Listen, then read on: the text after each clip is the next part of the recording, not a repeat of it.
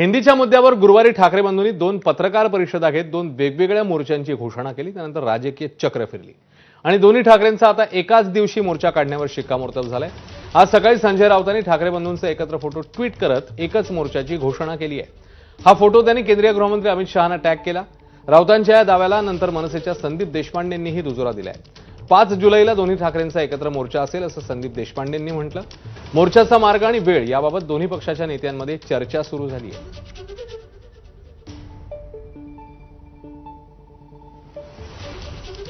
मराठी माणसांना आणि मराठी भाषेसंदर्भातले दोन मोर्चे वेगळे निघणं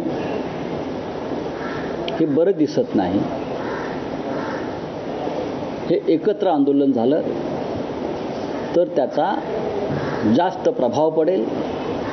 माननीय उद्धवजींना सांगितलं की असा मनसे प्रमुखांचा दूरध्वनी आत्ता झाला माझ्याशी आणि त्यांची अशी भूमिका आहे। त्याच्यावरती कोणतेही आडेवेडे न घेता उद्धवजी असं म्हणाले की मराठी माणसाचं ऐक्य दिसणं हे गरजेचं आहे। 7 तारखेला जे शिवसेनेचं आंदोलन होतं ते आणि 6 तारखेला जे माननीय राज ठाकरे यांचं आंदोलन होतं त्याऐवजी दोघांचं एकत्र आंदोलन आणि मोर्चा हे आता 5 तारखेला निघेल। आमची भूमिका अशी होती की 7 तारखेला जर काढला तर सोमवार आहे, सुट्टीचा दिवस नाहीये, त्यामुळे जे पालक असतील, शिक्षक असतील, अगदी विद्यार्थी असतील ज्यांना या मोर्चात सहभागी व्हायचंय त्यांना ते सहभागी होणं शक्य होणार नाही। त्यामुळे सर्वानुमते ही 5 तारीख ठरली। तर मोर्चावरून दोन्ही ठाकरे बंधूंमध्ये एकमत कसं झालंय ते पाहूया। गुरुवारच्या पत्रकार परिषदेनंतर राज ठाकरेंनी संजय राऊत यांना फोन केला। 2 मोर्चे नकोत, एकच काढू असं राज ठाकरे म्हणाले। राज ठाकरेंकडून राऊतांना 6 जुलैच्या मोर्चामध्ये सहभागी होण्याचं निमंत्रण देण्यात आलं। संजय राऊत यांनी राज ठाकरेंची भूमिका उद्धव ठाकरे यांच्या समोर मांडली। उद्धव ठाकरेंकडून राज ठाकरेंच्या भूमिकेला सकारात्मक प्रतिसाद देण्यात आला। तारखेबद्दल संजय राऊतांनी पुन्हा एकदा राज ठाकरेंशी चर्चा केली। 6 तारखेला आषाढी एकादशी असल्यानं 5 तारखेला मोर्चा काढण्यावर मग एकमत झालं। हिंदीचा धागा ठाकरे बंधूंना युतीपर्यंत घेऊन जाण्याची शक्यता आहे। मोर्चावर दोन्ही भाऊ मनाने एकत्रच असल्याचं वक्तव्य आता राऊतांनी केलं तर मोर्चामुळे राजकारणाची दिशा बदलेल असं मनसेचे नेते संदीप देशपांडे म्हणतात। महाराष्ट्राच्या प्रश्नासमोर बाकीचे वाद क्षुल्लक असल्याचं वक्तव्य राज ठाकरेंनी केलेलं आणि याचा अर्थ मोर्चामध्ये कळेल असंही त्यांनी गुरुवारी म्हटलेलं। राज ठाकरेंच्या टाळीला उद्धव ठाकरेंनीही प्रतिसाद दिला होता आणि आता हिंदी सक्ती विरोधातल्या मोर्चाच्या निमित्ताने दोन्ही भाऊ युतीच्या मार्गावर चालणार का पाहणं महत्वाचं आहे। ते मनाने एकत्र आलेलेच आहेत। भाषा हा एक महत्वाचा विषय आहे।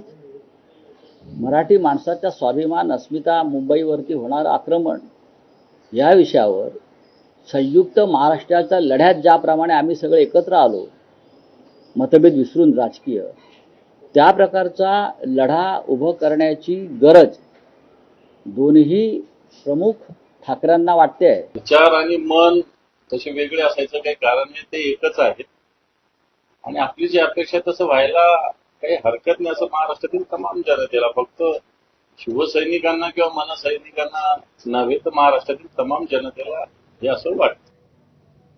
एकीकडे मराठीसाठी एकत्रित मोर्चा काढण्याचा निर्णय ठाकरे बंधूंनी घेतलाय तर गेल्या काही दिवसांपासून दोन्ही ठाकरे बंधूंच्या युतीची चांगलीच चर्चा रंगते आहे।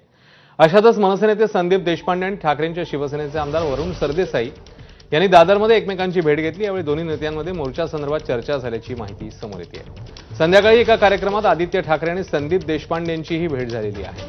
यावेळी दोन्ही नेत्यांनी एकमेकांना हस्तांदोलन केलं तर हिंदी विरोधात मनसेसह सर्वजण एकत्र असल्याचं आदित्य ठाकरेंनी म्हटलं।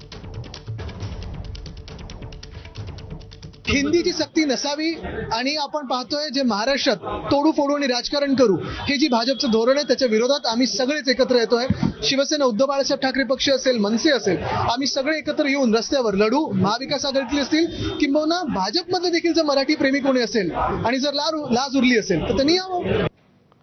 शरद पवारांच्या राष्ट्रवादीने देखील ठाकरे बंधूंच्या 5 तारखेच्या मोर्चाला पाठिंबा दिलाय।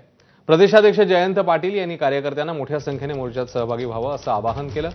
आधी याचबद्दल शरद पवारांनी थोडी वेगळी भूमिका मांडलेली, दरम्यान कोणीही सांगतो म्हणून सहभाग होता येणार नाही असं भूमिका पवारांनी घेतलेली। पण आता मात्र मोर्चाला पाठिंबा दिल्याचं पवारांच्या राष्ट्रवादीने सोशल मीडियावरनं जाहीर केलंय.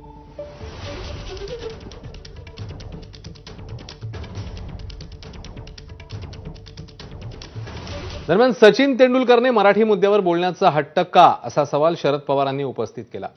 तर बघून घेतोय राज ठाकरेंचं बोलणं अयोग्य असल्याचंही पवारांनी म्हटलंय. असा का हट्ट करायचा की सचिन तेंडुलकरच्या मुद्द्यावर उद्या क्रिकेटमध्ये काही विचारायचं असेल तर त्या क्षेत्राचा तो राज काय, जगातला एक मोठा माणूस आहे, त्यांनी कर्तृत्व दाखवलं, त्याचं मत त्या बाबतीत घेतलं तर समजू शकतो.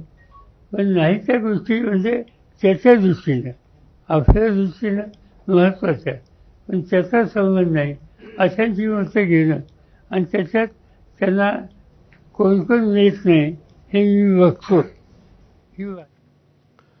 तर काँग्रेसने ठाकरे बंधूंच्या एकत्र मोर्चाचं स्वागत केलंय. मोर्चात सहभागी व्हायचे की नाही याबद्दलचा निर्णय चर्चा करून घेऊ असं काँग्रेसने स्पष्ट केलंय.